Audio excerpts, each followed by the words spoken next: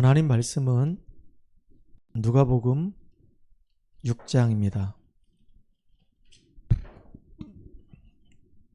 누가복음 6장 6절에서 11절까지 말씀을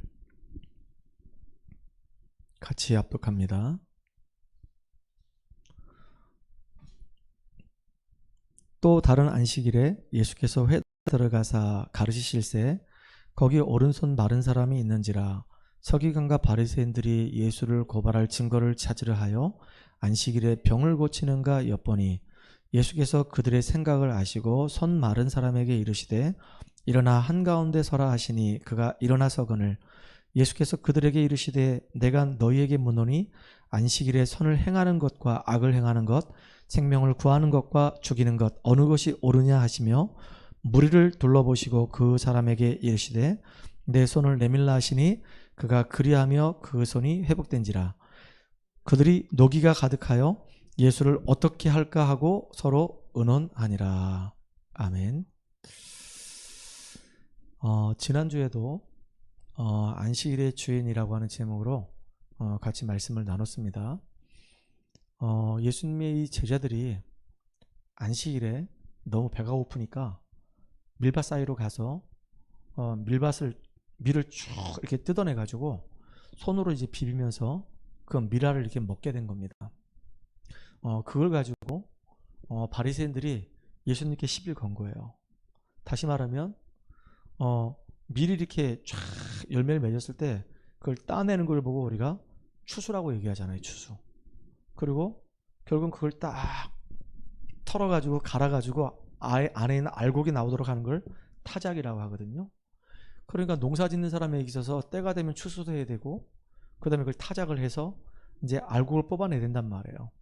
그러니까 그건 안식일에는 하지 못하게 돼 있었단 말이에요. 그런데 어찌해서 당신의 제자들은 하지 말아야 될 것을 하느냐라고 이렇게 얘기했어요. 그때 예수님이 다윗을 예를 들면서 다윗이 제사장들만 먹을 수 있는 진설병을 먹지 않았냐. 전쟁터에 나갔다가 돌아오니까 너무 배가 고픈데 먹을 게 없어. 그러니까 결국은 성막에 들어가서 그 진설병을 가져와서 자기와 함께인 한 병사들에게 나눠서 같이 먹었거든요.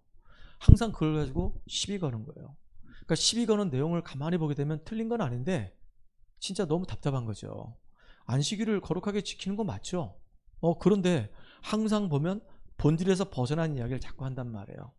오늘도 보니까 예수님이 안식일을 지키기 위해서 이제 성전에 들어가셨는데 또 새로운 다른 안식일이라고 그랬거든요.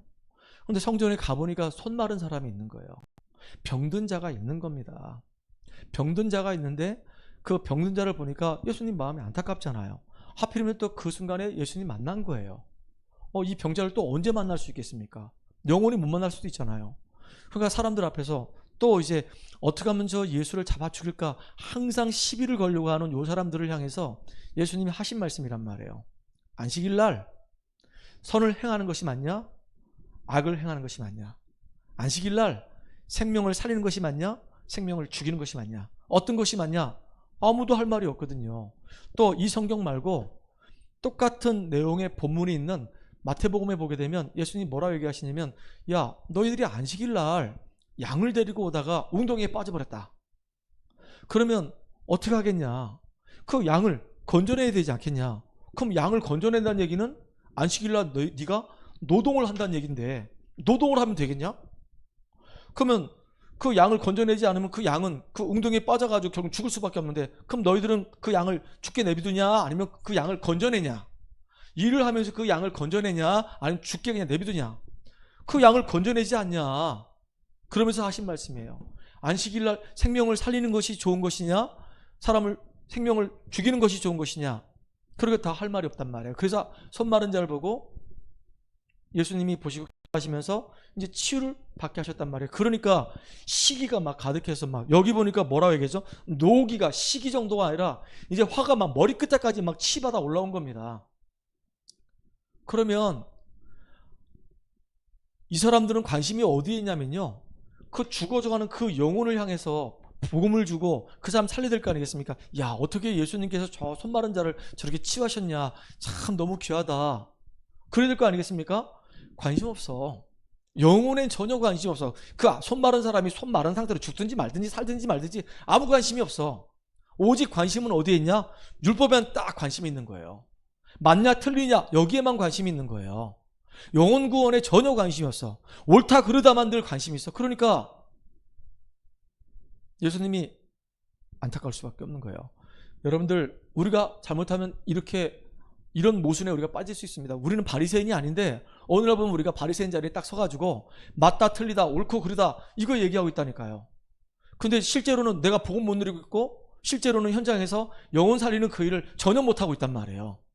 진짜 하나님이 가장 기뻐하시는 것은 내가 복음 누리고 복음 때문에 행복해져서 다른 사람을 진짜 복음으로 그들을 살려내는 그 일에, 손마른 자처럼 영적으로 무너진 사람들을 살려내는 그 일에 우리 마음과 중심이 가서 그들을 건져내는 그 일을 해야 되는데, 그걸 하다 보면요 답이 다 나요.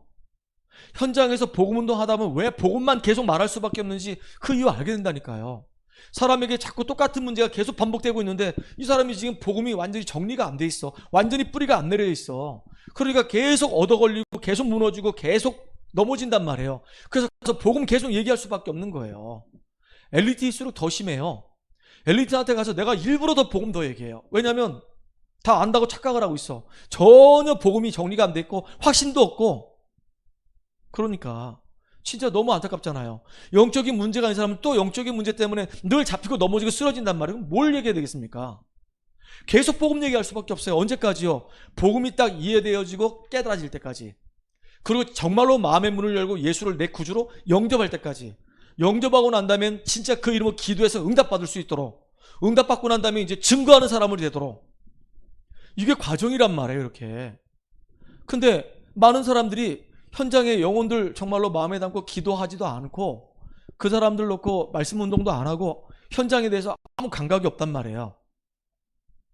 그래서 예수님이 제자들을 친히 데리고 다니면서 현장을 다 보여주면서 특별히 시달리고 있는 사람들만 주로 다, 문둥병자, 중풍병자, 귀신 들린 사람들, 손 마른 사람들, 의학적으로 도저히 해결 못하는 사람들을 불러다가 계속 그들을 치유주셨단 말이에요. 두 개로 답을 주셨어요. 네 죄사함 받았느니라, 네 믿음이 너를 낫게 하느니라. 두 가지 얘기한 거예요. 죄사함 받았다는 얘기는 예수 안 믿는 사람이었기 때문에 죄사함 받았느니라 라고 얘기하고, 네 믿음이 너를 낫게 하느니라. 예수 믿었는데 그 믿음을, 하나님의 능력, 믿음을 가지고 있었기 때문에 그것은 네 믿음이 너를 낫게 하느니라. 두 가지 방향으로 다 답을 주셨단 말이에요. 참 이게 너무 감사한 일이지.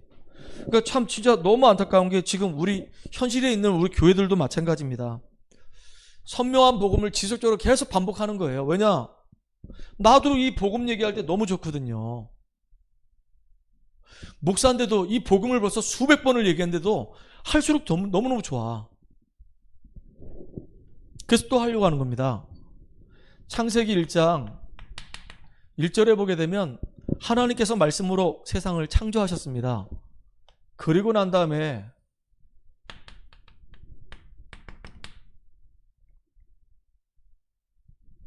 하나님의 형상을 가진 영적인 존재로 우리 인간을 지으신 거예요. 그래서 우리 인간이 영적 존재란 그 증거로 하나님께 예배드리고 기도할 수 있잖아요. 이게 보통 축복이 아니란 말이에요. 하나님과 교제하면서 하나님을 찬양할 수 있단 말이에요. 그래서 영적 존재는 우리 인간에게 하나님 만드신 이 모든 이 세상을 다 다스리고 정복하라고 우리에게 모든 것을 위임하시고 축복하셨단 말이에요.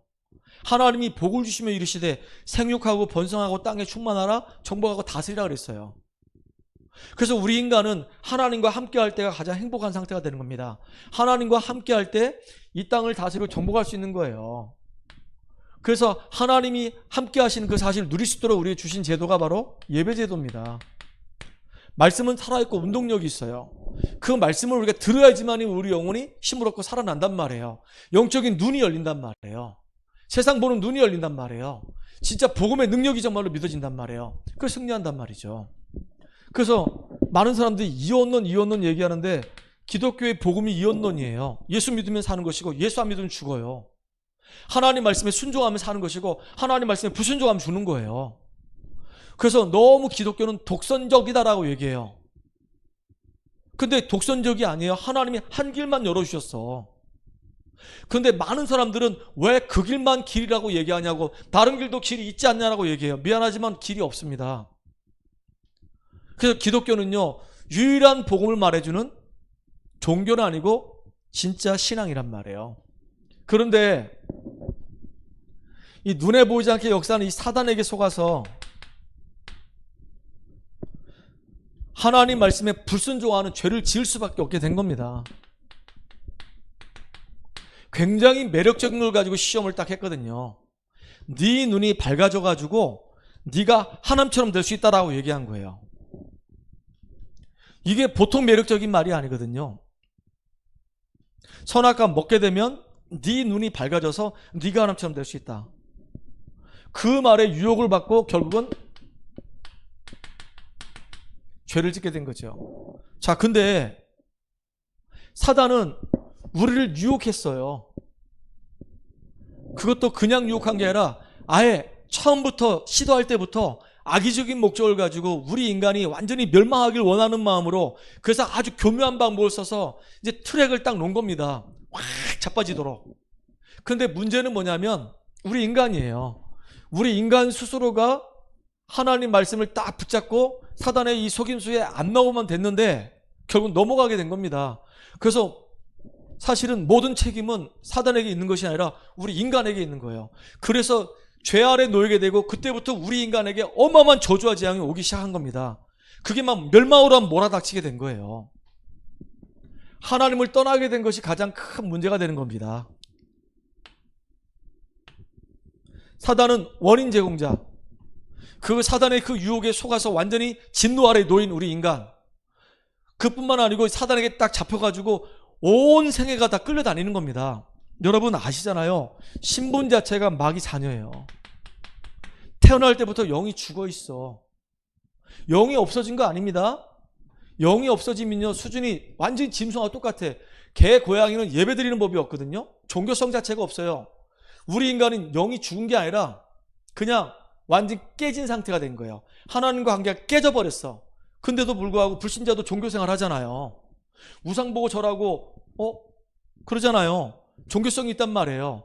그 죽어있는 그 영혼을 살려주기 위해서 하나님이 유일한 길 그리스도를 보내신 겁니다. 근데 신분 자체가 마귀 자녀야. 마귀 자녀이기 때문에 항상 마음과 생각이 어디가 있냐? 늘 마귀를 기쁘게 하고 마귀에게 종노릇하는 그 일을 한단 말이에요. 그러니까 우상숭배할 수밖에 없어. 우상숭배가 꼭 형상우상만 우상숭배 아니거든요. 하나님보다도 지식을, 하나님보다도 돈을, 하나님보다도 인기를, 하나님보다도 명예를, 하나님보다도 성공을, 하나님보다도 내 자식을. 거기에 우리 마음과 생각이 다 집중되잖아요. 그게 다 우상숭배란 말이에요. 그러니까 그 배후에 누가 역사냐 이거예요. 꼭 도미노 게임하고 똑같아요. 한번 딱 건드렸는데요, 우리 인간이 첫 번째 그 단추를 딱 누르기 전에는 괜찮아요. 건재해요. 근데 첫 번째 단 딱 무너뜨려 버리니까, 한번 딱 무너지고 나니까 그 다음부터는요 누가 뭐라 안 해도 스스로 계속 다 무너지는 거야. 계속 무너져. 계속. 마귀가 그게 죄의 속성이거든요. 처음엔 죄가 작은 것으로 시작했다가 나중에는요 점점 커지거든요. 보세요. 아담과 하와가 범죄하고 난 이후에 시간이 지나고 나니까 아담의 아들 가인이 자기 동생 아벨을 돌로 쳐 죽여버리죠. 그리고 그 가인의 후예들이 어떻게 되죠? 두발과 퉁수가 이제 철기를 만들면서 더 많은 사람들을 죽이는 그 일에 쓰임받는단 말이에요. 죄성이 점점점 강력해져. 나중에 어떻게 되죠? 노아 홍수 시대에 보니까 죄악이 완전히 관영했다 그랬어요.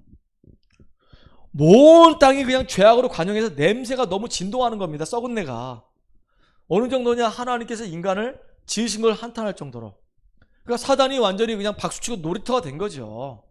우리 생각이 그렇게 점점 악해져 가는 거예요. 계속 악해지게 만들어 가는 겁니다. 그러니까 처음엔 남의 물건 훔칠 때는 눈치 보면서 막 벌벌 떨었어. 이렇게 떨다가 그렇게 이제 한두 번 경험하다 보니까 요것도 길이 드는 거야. 맛이 있거든. 그 돈을 딱 훔치고 난 다음에 안 걸리고 나면 나한테 잉여 자금이 생긴 거다. 오늘 갑자기 그거 갖고 이제 내가 하고 싶은 거 하는 거야. 돈을 훔쳤는데 500만 원 훔쳤단 말이에요. 그 500만 원만큼 내가 막 돌아다니면서 쓴단 말이죠. 그러니까 막 내가 하고 싶은 거 막 하는 거야. 거기서 오는 즐거움이 있단 말이야. 쾌락이. 돈이 똑 떨어졌어. 일을 해야 되는데 일을 안 하고 또 돈을 훔쳐. 그런데 그때는 이제 죄의식도 없어. 2번, 3번, 4번 하면 죄의식이 없어요. 그냥 자연스럽게 가르쳐. 그래가지고 전과자가 되는데 저는 교도소를 18번 갔다 온 사람도 만나봤어요. 전과자. 자기가 지금 전과 18범인데 전과 18범이라는 거 자기가 알까요? 모를까요? 알잖아요. 전과 1범이 됐으면 2번 다시 하지 말아야 될 거 아니에요? 근데 안 그래. 계속 끌려다니는 겁니다. 잡혀가지고. 내 의지와 관계없이 내 생각과 마음이 나도 모르게 끌려가는 거예요. 잡힌 상태입니다.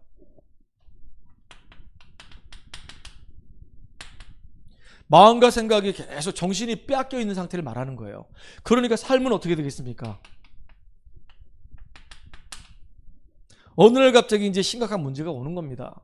나는 좋다고 생각했는데 나중에 보니까 심각한 문제야. 누가 똑같냐? 조카 롯. 아브라함이 조카 롯을 보세요. 네가 좌하면 나는 우할 것이고 네가 우하면 나는 좌할 것이다. 근데 이 조카 롯이 딱 보니까 결국은 자기가 보는 것만 봐요. 자기가 듣고 싶은 것만 듣는 거예요. 그러니까 딱 보니까 여호와 동산 같거든. 소돔과 고모라가 멸망했다는 건 모르고 영적인 것은 전혀 안 보고 껍데기만 본단 말이에요. 그러니까 선택을 했는데 소돔과 고모라 선택했어요. 가보니까 거기가 동성애자들이 잔뜩 모여있는 곳이야. 난리가 났어요. 진짜 영적으로 너무 심각한 곳이란 말이에요. 그러니까 삶도 무너지잖아요. 그 사위들이 뭐라고 얘기했죠? 하나님의 말씀을 농담으로 여겼다라 그랬어요. 그게 다 망하는 겁니다. 결국은 하나님의 말씀을 농담으로 여기게 되면은 결국은 그 삶이 사단에게 속아서 무너지는 겁니다. 아유, 저는 건강한데요. 건강하면 뭐 할 건데요? 아유, 저는요 그래도 성공했는데요. 성공하면 뭐 할 건데요? 죽으면 지옥 가는데. 사단은요 인간을 무너뜨리게 만들어가지고 그 영혼을 잡는 경우도 있고요. 또 성공하게 만들고 완전히 엘리트가 되게 만들고 그래서 복음을 못 듣게 만드는 경우도 있어요. 누구처럼? 다윗처럼. 아니 바울처럼. 바울은요 최고의 석학이었었어요. 딱 하나만 몰랐어. 복음만. 그리고 복음을 핍박하는 그것이 자기는 당연하다 생각했어요. 그러니까 그 삶이 어떤 삶입니까? 하나님을 정말로 대적하는 삶이 됐단 말이에요. 그러니까 산산이 부서지는 겁니다.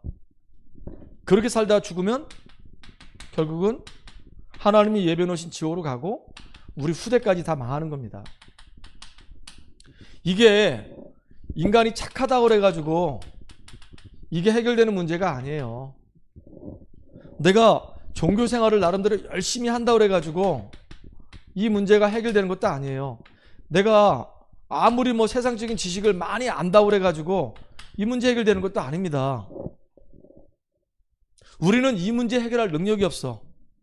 이 죄 아래 놓여서 저주와 재앙을 당할 수밖에 없는데 우리에게 은원도 하지 아니하시고 일방적으로 하나님께서 우리를 여기서 건져낼 구원자를 보내시겠다는 겁니다. 우리가 아직 죄인 되었을 때 그리스도께서 십자가의 죽으심으로 하나님께서 자기에 대해 자기 사랑을 확정하셨다 그랬어요. 우리가 죄인 됐는데 뭐가 뭔지도 모르고 있는 그때 하나님이 우리를 구원할 그리스도를 보내셨는데 그분이 바로 예수란 말이에요. 구원자를 보내셨는데 이분이 하신 일이 바로 어떤 일을 하셨냐? 우리가 해결하지 못하는 인생의 모든 문제를 십자가에서 완전히 해결하시고 죽으시고 부활하시면서 그리스도 일을 하신 겁니다. 그래서 사단의 세력을 완전히 박살내신 만왕의 왕으로 우리의 죄 문제를 완전히 해결하신 참 제사장으로 하나님 만날 수 있는 유일한 길을 여신 참 선지자로 오셔서 누구든지 예수를 그리스도로 믿고 영접하게 되면 하나님의 자녀가 되는 놀라운 축복을 주셨단 말이에요. 어마어마하죠. 예수를 영접하게 되면 우리 속에 성령께서 영원히 우리와 함께 하십니다. 성전 삼으시고 그리고 모든 것 깨닫게 하시고 모든 것 생각나게 하시면서 아주 우리의 삶을 세밀히 인도해 가셔요. 그러니까 영적으로 깨어 있으면 깨어 있을수록 하나님이 성령께서 나와 함께 하시고 날 인도하신다는 것을 우리가 알 수가 있어요. 참 이게 감사하잖아. 말씀 따라 인도받는 것이 이런 것이구나 라는 걸 알 수 있단 말이에요. 근데 우리가 24시간 살면서요 그렇게 영적으로 깨어있지 않단 말이에요. 그냥 놓고 산단 말이죠. 하나님을 잊고 살고 그래요. 이게 보통 우리예요. 그런데 우리가 그걸 놓치기 잊지 않으려고, 놓지 않으려고 하루에 3번이든 시간을 정해놓고 계속 기도하는 생활이 이게 되게 중요한 거예요. 하나님을 늘 내 의식 속에 있게 한다는 것은 이게 보통 축복이 아니란 말이에요. 그래서 우리는 예수의 이름으로 기도할 때 성령 충만 받을 수 있기 때문에 하나님이 우리에게 약속하셨어요. 성령 충만 주실 것을. 성령 충만 받으면 흑암 권세는 무너져요. 그런데다가 지금도 눈에 보이지 않지만 하늘 군대가 동원돼서 우리의 기도에 응답하신단 말이에요. 참 감사하죠. 더군다나 나는 이 땅에 살고 있지만 배경 자체는 천국의 배경을 가지고 있어요. 하나님은 연약하지만 우리를 통해서 뭐 하기 원하시냐? 이 죽어져가는 영혼들을 살리는 그 일에 우리 인생이 쓰임받길 원하시는 겁니다. 그래서 오늘 잠깐 얘기했어요. 서론적으로 너무나도 많은 사람들이 지금 겉으로는 멀쩡해 보이는데 사실은요 숨은 문제가 있단 말이에요.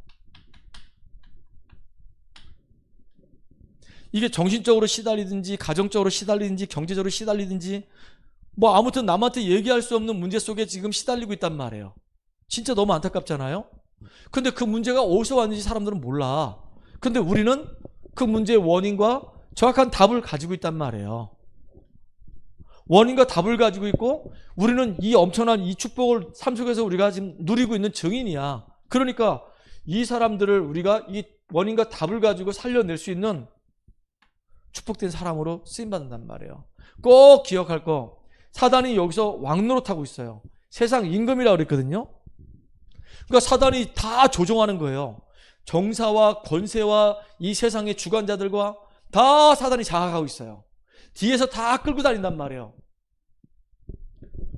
내가 사는 것처럼 느껴지죠. 그런데 엄밀히 얘기하면요, 사실은 사단에게 지금 장악돼서 사단에게 이용당하고 있단 말이에요. 이걸 우리가 못 보면 안 되잖아요. 안 보인다 그래서 없다고 얘기할 수는 없거든요. 그래서 지금도 사단은 눈에 보이지 않게 지금도 끊임없이 활동하고 있단 말이에요. 그 사단을 꺾을 수 있는 유일한 이름은 예수 그리스도밖에 없어요. 이 이름의 비밀을 알고 있는 우리가 이제 세상을 살리는 제사장의 축복을 허락하셨단 말이에요. 그래서 제사장 옷을 입으라 그 얘기입니다. 이게 오늘 오전 메시지예요. 그래서 구원받은 우리에게 가장 필요한 게 뭐냐면 참된 확신입니다. 확신을 가져야 돼. 어떤 확신? 내가 하나님 자녀인 것과 하나님 나를 거룩한 나라로 왕같은 제사장으로 부르셨다는 이 분명 확신이 있어야 되는 거예요. 그러다 보니까 혹시라도 우리가 살다가 실수해서 넘어질 수 있거든요. 넘어지면 내가 또 실수해서 넘어졌구나 라고 깨달으면 되는 거예요. 깨닫고 돌아서서 주님 바라보고 언약 붙잡고 기도 속에 들어가면 되는 겁니다. 많은 사람들이 회개라고 하는 이 부분에 대해서 잘못 생각하고 있어. 돌아서서 주님 바라보고 언약 붙잡고 들어가면 되는 거야. 우리는 24시간 계속 그리스도 붙잡고 있는데요. 그럼 승리하는 거잖아요. 그걸 못 붙잡으니까 실패하는 것이고, 무너지고 난 다음에 실패하고 난 다음에 다시 또 그리스도 붙잡잖아요. 돌아서는 걸 보고 회개라고 얘기하는 거예요. 진정한 회개는요, 내가 하나님 못 누리는 거, 정말로 내가 기도가 안 되는 거, 내가 영혼에 대해 관심이 없는 거, 전도에 아무 생각이 없는 거, 이게 정말로 회개될 내용이란 말이에요.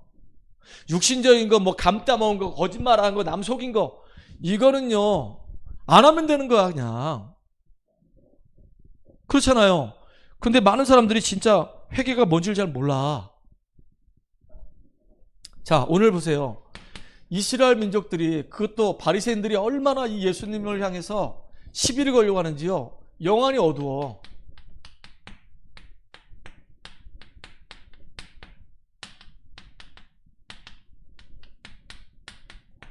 이스라엘 사람들 영안이 어두워. 그 중에서도 바리새인들, 이 사람들이 지금 주장하는 게 뭐냐면요, 야, 율법을 잘 지켜야 돼. 우리 조상들의 전통을 잘 지켜야 되지. 잘 지켜야 되죠. 안식일을 잘 지켜야 되죠. 근데 껍데기만 잘 지키려고 해. 행위로만 자꾸 뭔가 보여주려고 해. 근데 그 사람 내면에는 아무것도 없어. 참 그게 제일 안타까운 거예요. 이 창세 3장 이후에 인간은요,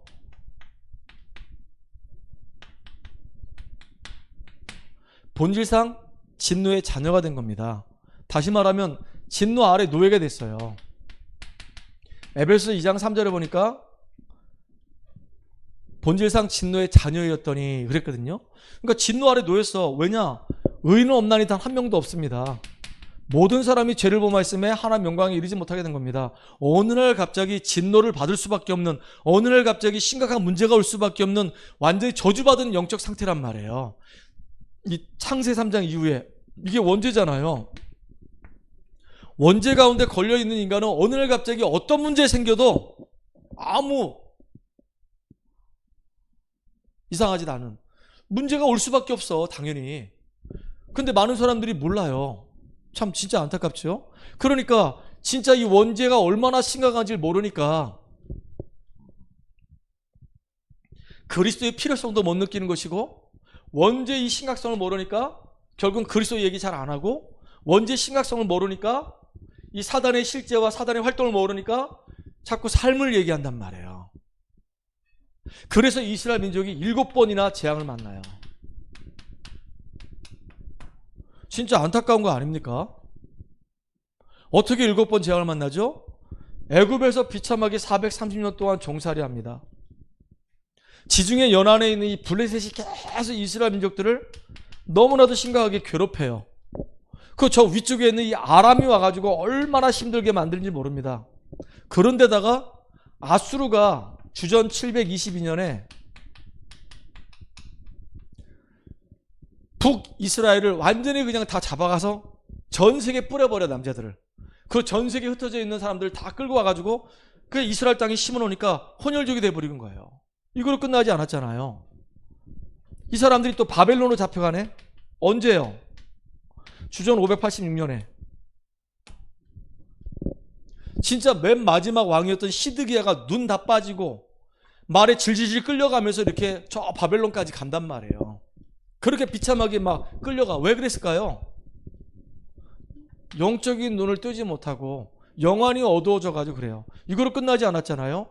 완전 로마의 속국이 되고 나중에는 AD 70년에 디도 장군에 의해서 예루살렘 성전이 돌 위에 돌 하나 남지 않고 다 회파돼 버려요. 진짜 이 헤롯이 오랫동안 그걸 자랑 삼아서 지었던 성전인데 예수님 말씀대로 3일 만에 헐리라. 헐고 난 데야 내가 다시 세우리라. 그랬거든요. 그러니까 날 없는 민족으로 2000년 동안, 거의 2000년이죠. 1800년이니까 2000년 동안 날 없는 민족으로 방황해요. 그러다 1950년대에 이제 이스라엘 나라를 회복하게 된단 말이에요.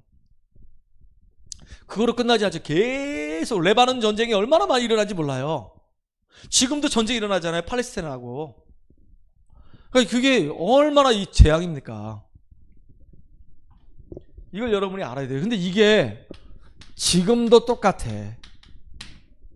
지금도 인간은 태어날 때부터 원죄를 가지고 태어나고요. 어느 날 갑자기 내 인생 가운데 내가 상상치도 못했던 이 저주와 재앙이 막 들이닥친단 말이에요. 그러니까 가정도 무너지고 사회도 무너지고 다 무너지는 겁니다. 이 사단이요 계속 그냥 끌고 다니는 겁니다. 막 망하는 쪽으로. 그런데 하나님이 하신 말씀이 있어요. 소돔과 고모라를 향해서 의인 10명이 있으면 그 소돔과 고모라 멸망시키지 않겠다 그랬어요. 소돔과 고모라가 어떤 땅인데요? 완전히 진짜 흑암으로 완전히 덮인 땅이란 말이에요. 근데 의인 10명이 있음으로 인해서 그 땅을 멸하지 않겠다는 그 얘기입니다. 근데 의인 10명이 없어서 결국 소돔과 고모라가 망해버렸어요. 이 땅도 마찬가지입니다. 정치인들을 이용하고 권세자들을 이용하고 주권자 이용해가지고 이 세상을 계속 어지럽힌단 말이에요. 우리 대한민국의 역사를 보면요, 맨날 전쟁이야. 백제하고 신라하고 싸우고, 고구려하고 백제하고 싸우고, 고구려하고 신라하고 싸우고, 맨날 싸우는 싸움박질밖에 안 했어. 그때는 불교 숭배했고, 조선시대에는 유교 숭배했고. 그러니까 복음 없으니까 늘 치고받고 싸우고, 그 안에서도 맨날 네가 맞다 내가 맞다 서로 노론 나눠져 가지고 맨날 역적이니 뭐니 그럼 서로 죽이고 그 짓거리 했다니까. 같은 민족끼리. 왜 그런지 모르겠어. 지금도 똑같아.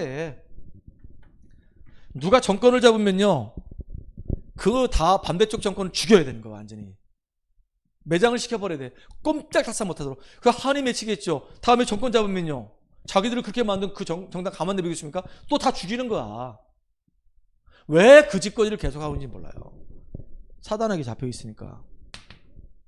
영적 사실 모르면요. 그래요. 로마 시대 황제들이 10명 일어나가지고요. 얼마나 기독교를 잔인하게 핍박했는데요.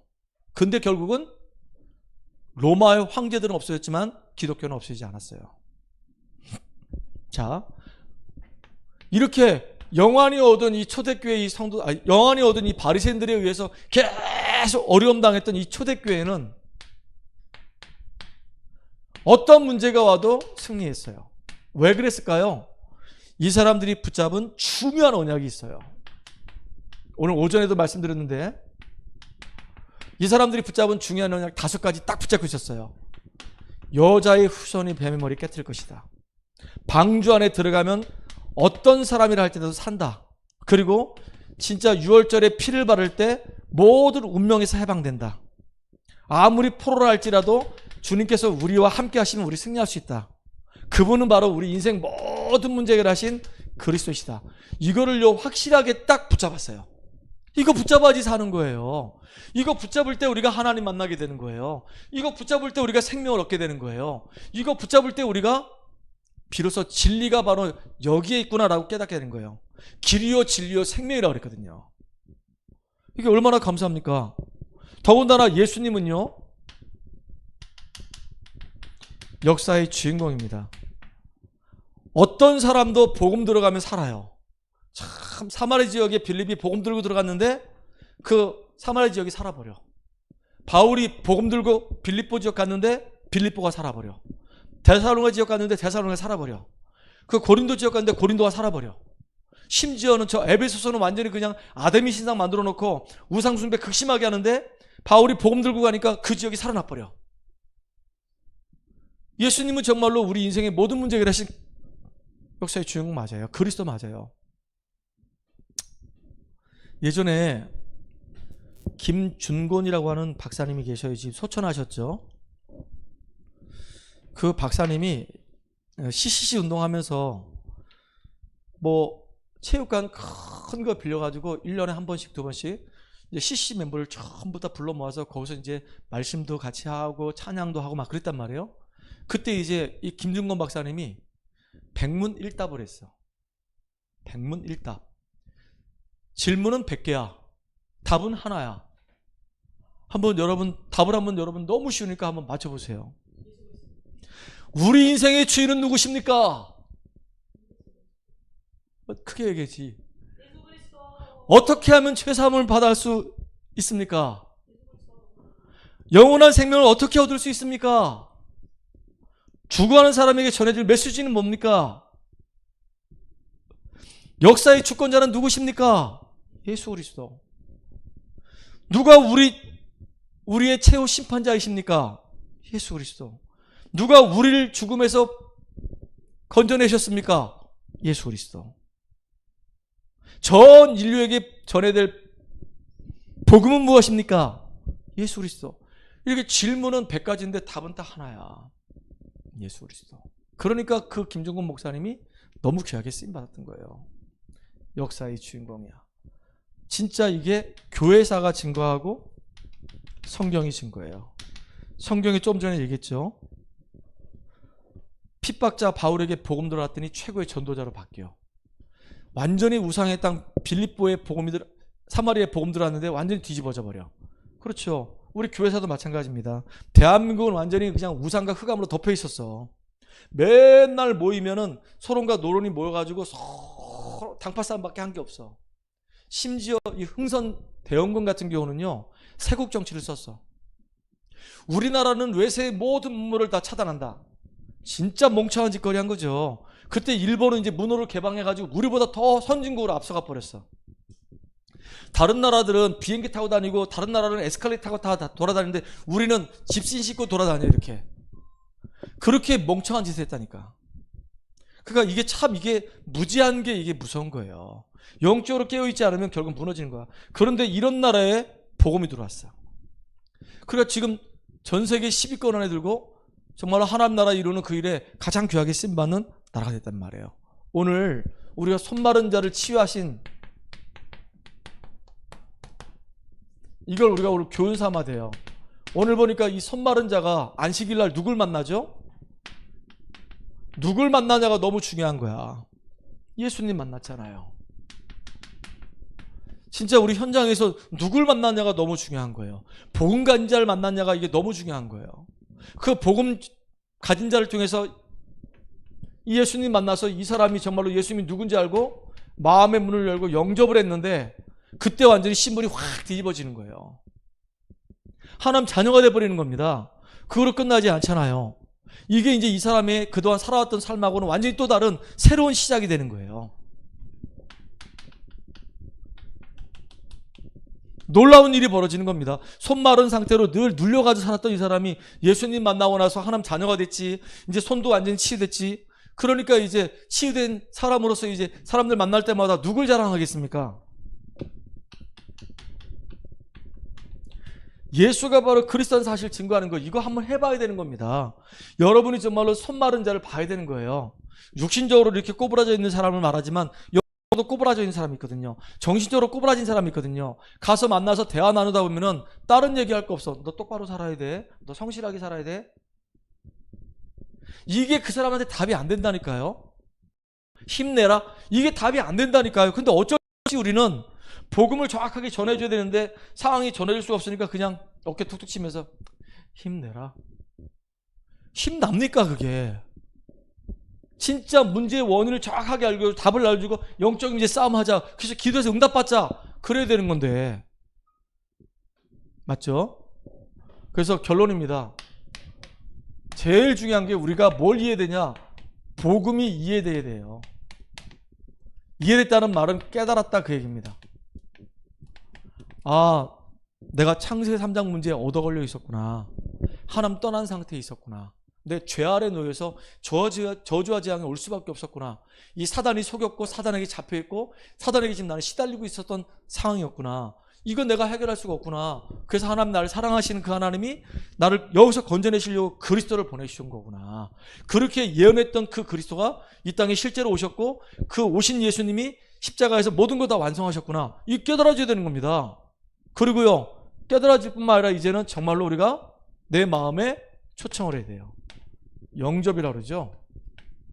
영접하는 자 곧 그 이름 믿는 자들에게는 하나님의 자녀가 되는 권신 주신다 그랬어요. 그러면 이제는 구원받았기 때문에 구원받은 자에게는 권세가 주어지기 때문에 예수의 이름으로 이제 우리가 기도해서 실제로 응답을 받아봐야 되는 거예요. 정말로 예수의 이름은 어마어마한 이름이구나. 예수의 이름으로 기도했더니 하나님이 내게 힘을 주시고 은혜 주시고 인도하시고 역사하셔서 치유해 가시는구나. 이걸 확인해야 되는 겁니다. 그래야지 승리할 수 있어요. 여러분들 정말로 손 마른 자, 이게 육신적으로 손 마른 자 맞아요? 영적으로 손이 말라. 정상이 아니란 얘기죠. 정신적으로 지금 손이 마른 것처럼 정상이 아닌 상태에 있는 사람들 많아요. 그 사람들이 누굴 만났냐가 중요한 거예요. 이 바리새인들 만나면요, 맨날 율법으로만 정죄하기 때문에 네 부모의 죄 때문에 그래. 네가 얼마나 죄를 지었기 때문에 이렇게 된 거냐. 답이 안 돼, 답이. 근데 진짜 복음 가진 자 만나면 답이 돼요. 여러분들이 바로 복음 가진 자로서 왕같은 제사장으로서 제사장의 옷을 입고 현장에서 사람들을 살려내는 이런 소중한 사람 되길 바랍니다. 하나님께 감사드립니다. 예수님께서 이 땅에 오셔서 손 마른 자를 치유하신 것처럼 지금도 우리가 살고 있는 현장에 영안이 어두워져서 신음하고 있는 사람들 너무 많은데 그들을 복음 가지고 살려낼 수 있을 만큼 우리에게 성령 충만함을 덧입혀 주시옵소서. 예수 그리스도 이름 감사하며 기도합나이다. 아멘.